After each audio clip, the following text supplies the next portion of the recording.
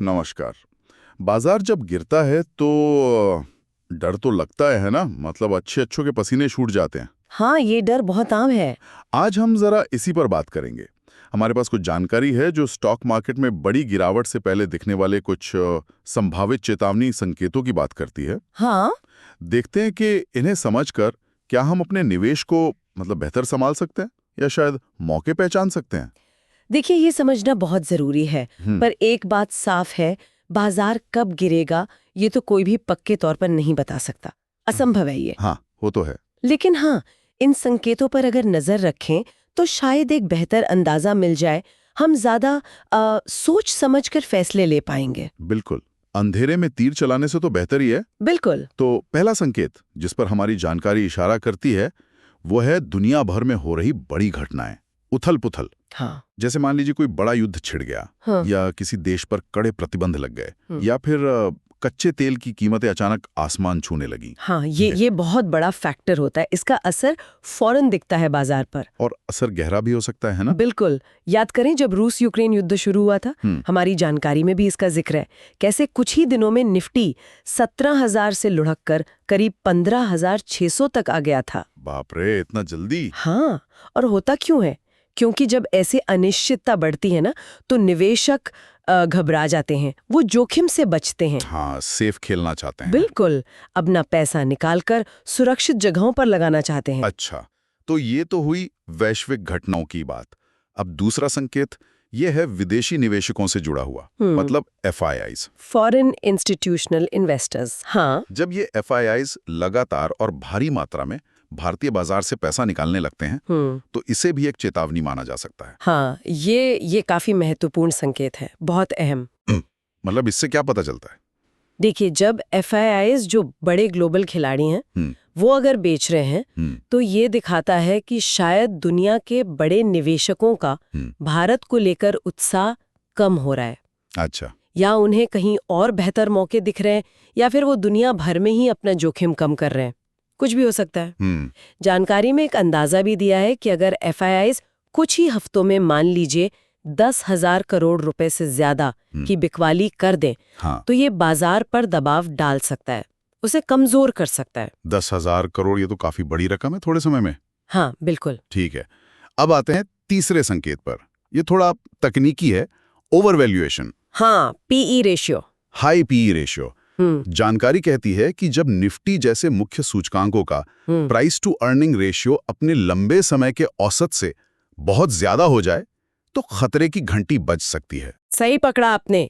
ये PE ratio यानी price to earning आसान भाषा में ये बताता है कि निवेशक कंपनी की मौजूदा कमाई के हर 1 रुपए के बदले कितना गुना कीमत चुकाने को तैयार है। अच्छा। तो जानकारी के अनुसार निफ्टी का औसत PE आमतौर पर 20-22 के आसपास रहता है।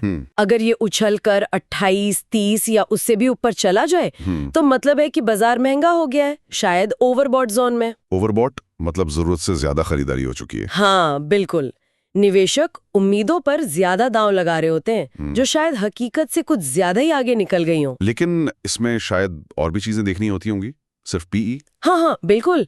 जानकारी ये भी कहती है कि सिर्फ PE देखना काफी नहीं, इसे उस समय की ब्याज दरें क्या हैं, सेक्टर की ग्रोथ की क्या उम्मीदें हैं, इन सबके साथ देखना चाहिए। सही बात है, कॉन्टेक्स्ट जरूरी है। बहुत जरूरी। चलिए, चौथा संकेत, ये मुझे काफी दिलचस्प लगा। जब कंपनियों की कमाई तो खास बढ़ नहीं रही, लेकिन उनके शेयरों की कीमतें रॉकेट की तरह ऊपर भाग रही हों, कम समय में बहुत तेजी से। हाँ, ये क्लासिक संकेत है। इसे आप एक संभावित बबल कह सकते हैं, मतलब गुब्बारा। हाँ, सोचिए अगर किसी चीज की कीमत बढ़ रही है, लेकिन उसकी असल वैल्यू या कमाई का आधार उतना मजबूत नहीं है, तो वो तेजी कितनी टिकाऊ होगी। सही बात है, कभी ना कभी तो। हाँ, जैसे हवा भरा गुब्बारा फट जाता है, वैसे ये कीमतें भी नीचे आ सकती हैं। ये सस्टेनेबल ग्रोथ नहीं होती। समझ गया। और अब आखिरी 5वां संकेत, ये थोड़ा इंसानी बर्ताव से जुड़ा है। घबराहट और भीड़ चाल, हर्ड मेंटालिटी। हाँ, जब आम निवेशक शायद खबरों से डरकर या बस दूसरों को देखकर बिना ज्यादा सोचे समझे अपने शेयर बेचने लगते हैं, पैनिक सेलिंग। और ये भीड़ चाल जो है ना, ये गिरावट को और तेज कर देती है, जैसे आग में घी डालना। हाँ, एक बेचता है तो दूसरा भी डर जाता है। बिल्कुल, सब बेचने लगते हैं तो कीमतें और तेजी से गिरती हैं। लेकिन यहाँ एक मजेदार विरोधाभासी बात भी है जो हमारी जानकारी में है। अच्छा, वो क्या?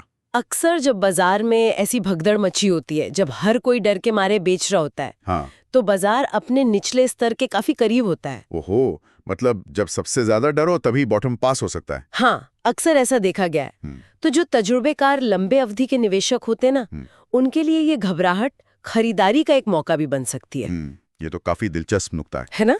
तो संक्षेप में कहें तो ये 5 संकेत, वैश्विक उथल-पुथल, एफआईआईज़ की भारी बिकवारी, बहुत ज्यादा पीई रेशियो, बिना कमाई के बढ़ती कीमतें और आखिर में घबराहट में बिकवाली, ये हमें बाजार में संभावित बड़ी गिरावट के लिए सचेत कर सकते हैं। लेकिन जैसा हमने शुरू में ही कहा था, कोई गारंटी नहीं है। हाँ, कोई भी संकेत पत्थर की लकीर नहीं है। भविष्यवाणी तो मुश्किल है। बिल्कुल, भविष्यवाणी करना नामुमकिन है, पर इन संकेतों की जानकारी रखना, इन्हें समझना, ये निवेशकों को अपनी रणनीति बनाते समय एक मजबूत आधार देता है। हाँ, कम से कम आंखें मूंद कर फैसला लेने से बच सकते हैं। बिल्कुल, ज्यादा तैयार रह सकते हैं, ज्यादा सूझबूझ से काम ले सकते हैं। सही कहा। चलिए इस चर्चा को एक सवाल के साथ यहाँ रोकते हैं हम। ये हमारी जानकारी से ही निकला है, पर शायद सोचने पर मजबूर करे। पूछिए। अगर कोई निवेशक इन संकेतों को पहचान लेता है, मान लीजिए उसे लगता है कि बाजार में गिरावट आ सकती है, तो उसके लिए अगला कदम क्या होना चाहिए? क्या ये सिर्फ अपनी पूंजी बचाने का, डिफेंसिव होने का समय है, या फिर इस घबराहट और गिरावट में भविष्य के लिए कोई बड़ा अवसर भी छिपा हो सकता है?